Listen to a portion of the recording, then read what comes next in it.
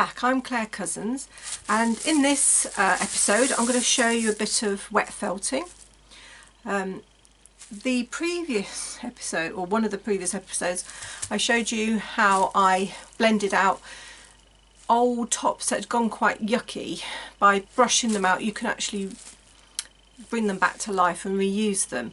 So I've managed to brush out the tops, and I ended up with some batting, which I will show you. So come and join me at my desk. So this is what I combed out last time. I turned it into rowlag, but I was able to unroll it, and I've ended up with all my fibres are going this way. If you don't brush them, you don't have to brush them. You can use them fresh from the tubes, or fresh from the tubs, or the tops I should say. And I'll just demonstrate what I mean by that. So if I get my jar of green tops, here we go, you can see there's a top. You can just gently tease them and lay them in the direction of the fibres. Now what I've done, just so you know, I've got a towel underneath me ready. I've got bubble wrap with bubble side up, and I'm just laying out the fibres all in this direction. As I say, this is a piece that I've already blended earlier on my blending mat, so I don't need to add too many more fibres to that. But you could build yours up if you've got the nice pre-brushed tops. You could just do this and just lay them, as long as they're all going in the same direction. Sometimes I don't like it quite so stripy.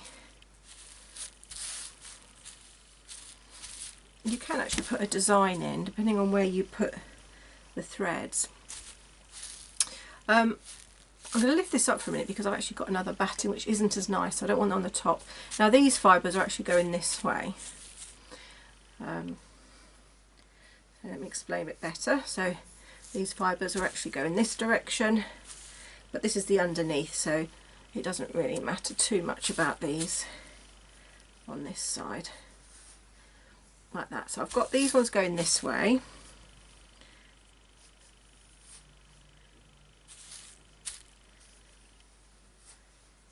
Like that. I then got these fibres that I just took off a second ago go in the opposite direction. So we've got them going this way and we've got them going that way. You can do that again another 2 times if you want, but I'm going to just stick to the 2 layers. But as long as you've got fibres that are going one way and then the other way, then that should produce a nice felted fabric. What you then want to do is give it a feel with your fingers, and if you feel any holes, is to fill the holes in at this point. I'm happy with that. As I say, this is just a small little sample. I'm going to stitch into later, I think, and I don't know what I'm going to do with it yet, but it's all good fun. I then got myself a glass of hot water from the kettle, and I've added some washing up liquid. You can get proper felting soap, but for this I'm just going to use general fairy liquid. Now you can also put this into a spray bottle. It's up to you, but I'm quite happy just gently spooning it on. If you just pour the water on too quickly, the fibres might move, and if you've actually created a design in it, say you've put some little flowers in there, etc., you can damage it at this point. What's quite nice is you can cut threads and fibres into it. I'll show you that in a second. Let me just get this down first.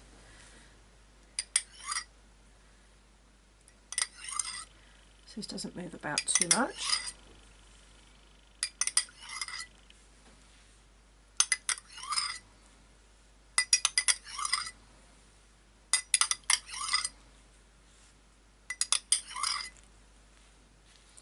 And what I like about using a spoon is if you just pat it, you can see where you haven't got the water, so you know where to go back and just tip a bit more water on.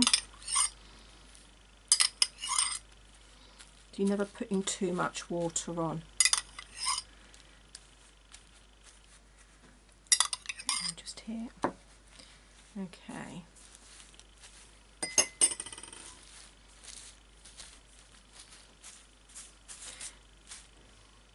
Now you can do the next stage before or after the water, doesn't matter. I'm just going to go and get some yarn and I'll be back.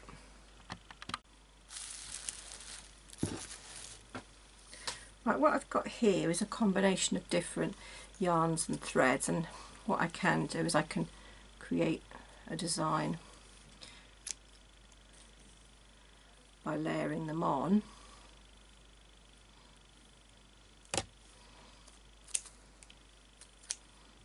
I find it is a little bit easy to do it while the base material is a bit damp, but I think again this is more personal choice. Now none of these fibres that I'm putting on now are wool, they are all man-made fibres, so they won't naturally felt in, but I'll explain to you how you get around that.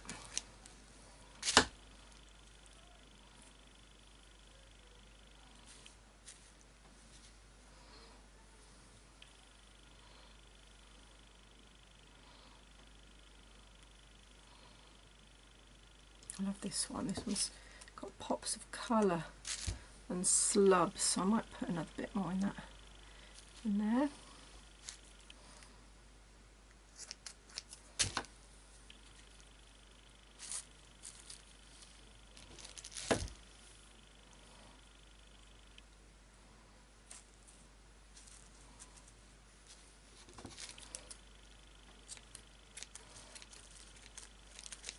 Oh, these are blunter scissors I think I've got actually. Right, okay, I might put some more of this little thin one in, I like that one.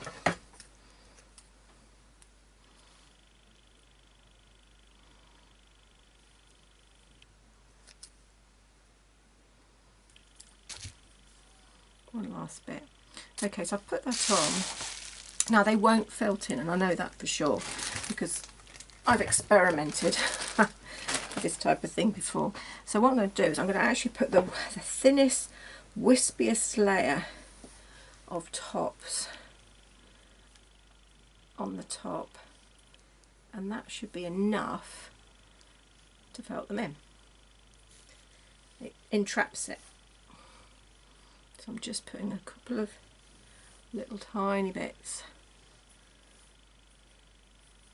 on the top.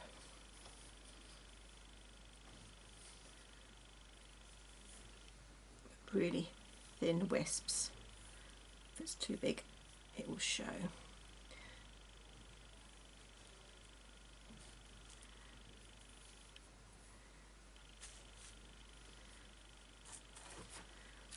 Hopefully that'll be enough. I think that'll be enough to hold it. Okie dokie. And now, without touching it, because you can lift them all up, as tempting as it is to touch, put some more water just to layer that down. Like that. And they should, those fibres should almost blend in, but will also hold those yarns down. Okay. Right, next stage. As I say, I've done them as little wiggly waves. You can do them as little snippets. Doesn't have to be how I've done it. I'll put the other layer of bubble wrap on the top now. It's bubble side down. And at this point, we're now going to apply some movement and some pressure. And we're going to move it around, and we're going to pretend that we're hairdressers massaging the scalp of our customer. That's how I describe it. We're going to keep doing this for, I don't know, a good 5 minutes. So what I'll do, I'll keep doing this and I'll come back. Okay, I've been rubbing this for a little while now, and we're going to have a look, see how it's doing. So what we can do is we lift up the bubble wrap, and you should be able to just feel how it's doing. And if it's forming a bit of fabric, that's pretty good. If there's some wispy edges and you don't want them wispy, you could try folding them in. But what I have found is if you've rubbed for so long, don't always then want to blend in. So, you know, by all means give that a go if you want it neater, but I've never really found that truly successful. They never really go back in. And you can see the amount of water that's there. Pops, for me, perhaps a bit too much water. And what I might do is give that a squeeze.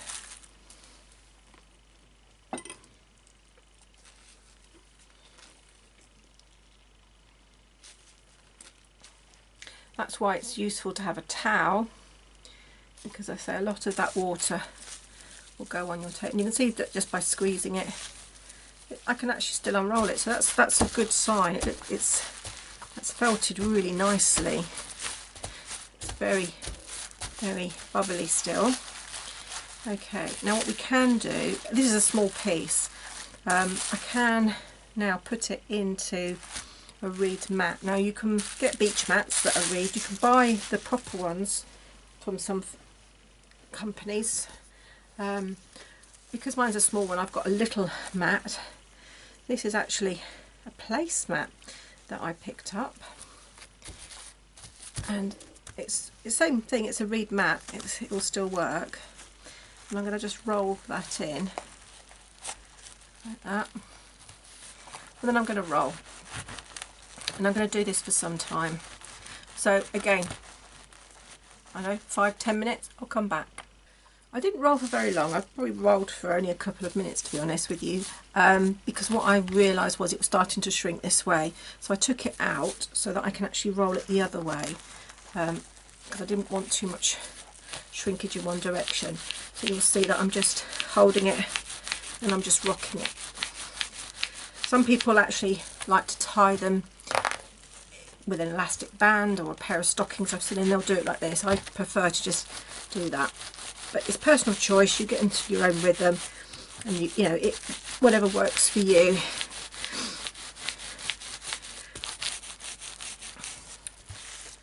And you'll see already you do have to be careful that the fibres, they weren't too loose and get stuck in your mat. I mean, I'm quite lucky. You can see there's a lot of soap in it. So what I'm going to do now, I'm going to go to the sink, I'm going to rinse it, and then I'm going to do what I call shock it.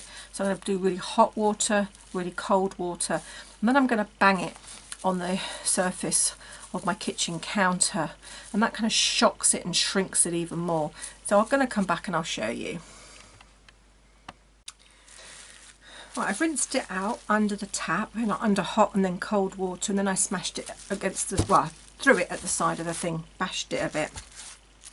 And that kind of shocks it. What I'm going to do, I have noticed that some of it is still a bit loose. Where the fibre hasn't entrapped it, you can see there's still loops. So whether that's something that bothers you, or whether you quite like the fact that there's some texture there, whether you want to stitch things down, you know, that's all part of the fun of playing. What I might do, there's still some soap in the surface of my bubbles here. I'm just going to give it another good going over, because I'm not really satisfied with the felting. This is what's good, is you can actually look at it, and if you're happy with it, it's not too bad. It's not that bad. I can sew into it, but I'd rather it was a little bit more felted. So I'm going to do a bit more of this. There is one thing I will say to you about wet felting, is one, you have to wait then for your felt to dry before you can sew on it. So for me, I find that a bit frustrating because I like to start sewing on it straight away, so I have to wait. And then the other thing is, it really hurts your arms after a while with all this rubbing and rolling and things. I mean, this is just a small piece, but if it was a bigger piece, yeah, I would be quite tired. It does wear you out.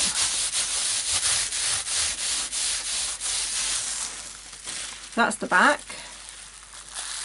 and that's the front. Oh, it's covered in bubbles, you can't really see. So hopefully I can show you that once it's dry.